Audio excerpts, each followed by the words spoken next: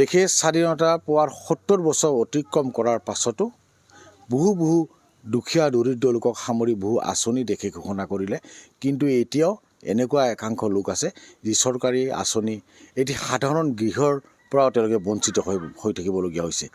এই মুহূৰ্তত মই উপস্থিত আছোঁ বঙাইগাঁও জিলাৰ অভয়াপুৰীৰ বামুণগাঁৱত, আৰু বামুণগাঁৱত এই গণেশ ৰায়ৰ ঘৰত বাসগৃহত, আৰু এইজন গণেশ ৰায়ৰ বাসগৃহটো মই দেখুৱাবলৈ মই ভিডিঅ' জাৰ্নেলিষ্টক অনুৰোধ জনালোঁ। এয়া লক্ষ্য কৰিছে, এটি ভগ্নপ্ৰায় এটা জৰাজীৰ্ণ বাসগৃহ, আৰু এই বাসগৃহত ইয়াতে বাস কৰে গণেশ ৰায়ৰ পৰিয়ালে ইয়াতে বাস কৰে, আৰু এটা ভগ্নপ্ৰায় ঘৰত বাস কৰে। কিন্তু তেওঁলোকে প্ৰধানমন্ত্ৰী আৱাস যোজনাৰ আঁচনিৰ এটি ঘৰ পাবলৈও তেওঁলোকে সক্ষম হোৱা নাই, যিহেতু এইবোৰ দুখীয়া দৰিদ্ৰ লোকক সামৰিয়ে এনেকুৱা ধৰণৰ আঁচনিবোৰ চৰকাৰে ৰূপায়ণ কৰে, কিন্তু চৰকাৰী সেই আঁচনিৰ পৰা তেওঁলোকে এতিয়াও স্পৰ্শ কৰিব পৰা নাই। চৰকাৰী আঁচনি তথা প্ৰধানমন্ত্ৰী আৱাস যোজনাৰ ঘৰৰ আঁচনি তেওঁলোকক স্পৰ্শ কৰিব পৰা নাই।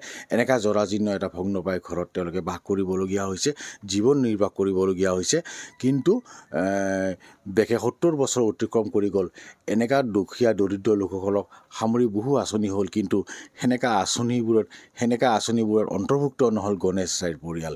এনেকুৱা এটা ঘৰত ভগ্নপ্ৰায় জৰাজীৰ্ণ ঘৰত তেওঁলোকে থাকিবলগীয়া হৈছে, জীৱন নিৰ্বাহ কৰিবলগীয়া হৈছে। কিন্তু তেওঁলোকে প্ৰধানমন্ত্ৰী আৱাস যোজনাৰ যি গৃহ তেওঁলোকে আচলতে লাভ কৰিব লাগিছিল, কিন্তু সেই গৃহ তেওঁলোকে লাভ কৰিবলৈ সক্ষম নহ'ল কাৰণে আজি এনেকুৱা ভগ্নপ্ৰায় জৰাজীৰ্ণ ঘৰতে তেওঁলোকে জীৱন নিৰ্বাহ কৰিবলগীয়া হৈছে।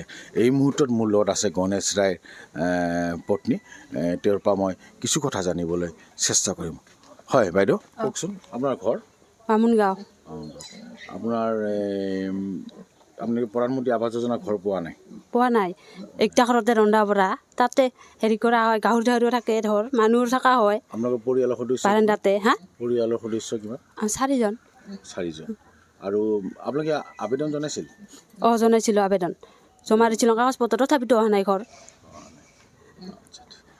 এওঁলোকে 4জন, এটা পৰিয়ালৰ 4জন সদস্যই এই এটা সৰু কোঠালিতে বাস কৰিব লগা হৈছে, ভগ্নপ্ৰায় কোঠালি এটাত বাস কৰিবলগীয়া হৈছে, জীৱন নিৰ্বাহ কৰিবলগীয়া হৈছে। ইয়াতে গাহৰিও তেওঁলোকে পোহে, আৰু গাহৰিবোৰো ইয়াতে তেওঁলোকে ৰাখিবলগীয়া হৈছে। কিন্তু তেওঁলোকে আবেদন জনোৱা বুলিও কৈছে চৰকাৰী ঘৰৰ বাবে বা প্ৰধানমন্ত্ৰী আৱাস যোজনাৰ ঘৰৰ বাবে, কিন্তু তথাপি তেওঁলোকে প্ৰধানমন্ত্ৰী আৱাস যোজনা তেওঁলোকে লাভ কৰিবলৈ সক্ষম নহ'ল। এই মুহূৰ্তত মোৰ লগত এই ঘৰৰ মুৰব্বী আচলতে গণেশ ৰায় তেখেত আছে, তেওঁৰ পৰা মই জানিব খুজিম কিছু কথা। হয়, আপোনাৰ ঘৰ? আপোনালোকে ঘৰ থৰ পাইছে নেকি? নাই, পোৱা নাই। আবেদন জনাইছিল? কিন্তু নাপালে। এতিয়া আপুনি কি ক'ব খোজে চৰকাৰক? দিলে আৰু ভাল আছিল। ভাল কৰি কওক, কি ক'ব খোজে? দিলে ভাল আছিল চৰকাৰে। কি কাম কৰে আপুনি? এনে হাজিৰা মাজিৰা কৰোঁ। এই সৰু ঘৰতে থাকিব লগা হয়? হয়, তেওঁলোকে আচলতে এই সৰু ঘৰটোতে জীৱন নিৰ্বাহ কৰিবলগীয়া হৈছে। চৰকাৰী গৃহৰ পৰা, প্ৰধানমন্ত্ৰী আৱাস যোজনাৰ গৃহৰ পৰা তেওঁলোকে বঞ্চিত হৈ আছে। তেওঁলোকে পৰিয়ালৰ 4টি সদস্য এই সৰু ঘৰটোত থাকে, আৰু কোঠালিটোত থাকে, ইয়াতে গাহৰিও থাকে। আৰু কিন্তু তেওঁলোকে আবেদনো জনালে, কিন্তু চৰকাৰী বা প্ৰধানমন্ত্ৰী আৱাস যোজনাৰ গৃহৰ পৰা তেওঁলোকে বঞ্চিত হৈ থাকিবলগীয়া হ'ল।